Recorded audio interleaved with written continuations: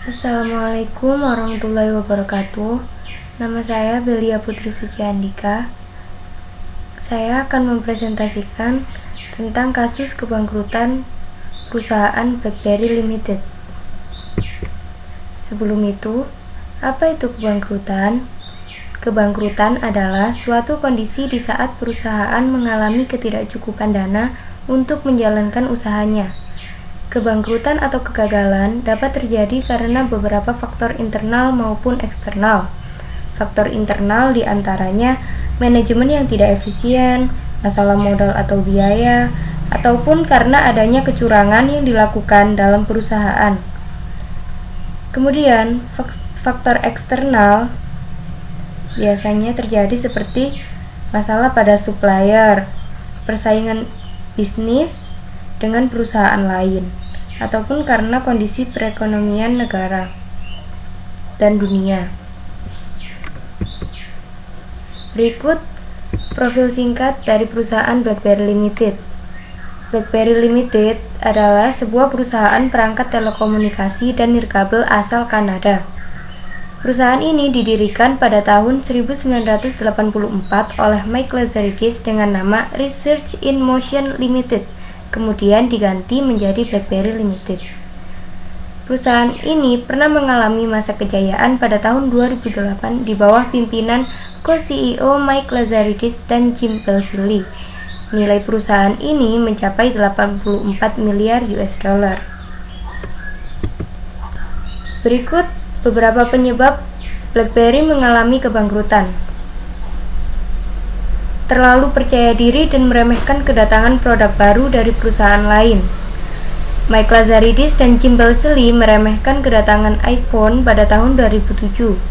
Mereka menganggap iPhone memiliki banyak kekurangan dibandingkan dengan produknya. Mereka juga tidak menghiraukan kedatangan Android pada tahun 2008. Kemudian, perusahaan BlackBerry Limited hanya menjangkau kalangan kelas atas saja.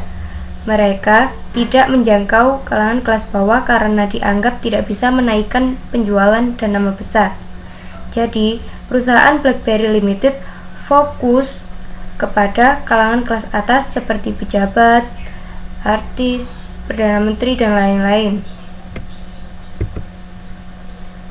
Kemudian, perusahaan BlackBerry Limited tidak mau berevolusi dengan tetap mempertahankan model smartphone mereka, yaitu dengan model keyboard full QWERTY karena menganggap lebih unggul dari produk lain.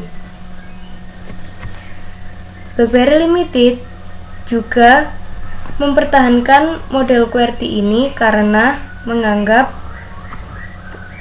desain itu banyak memikat konsumen. Kemudian, BlackBerry Limited tidak memperbaiki kekurangan produknya dan hanya fokus menciptakan desain produk yang elegan untuk memikat konsumen.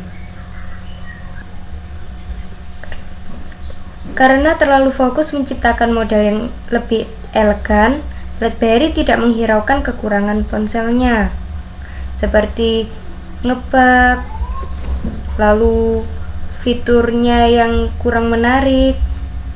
Karena kekurangan-kekurangan tersebut, BlackBerry kehilangan banyak pengguna di mana-mana.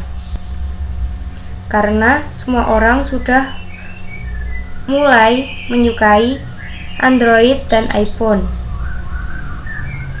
Kemudian, BlackBerry Limited telat menghadirkan BlackBerry versi baru. BlackBerry akhirnya menyadari bahwa mereka harus berevolusi dan mengeluarkan model baru yang disukai konsumen, yaitu model yang seperti iPhone dan smartphone Android.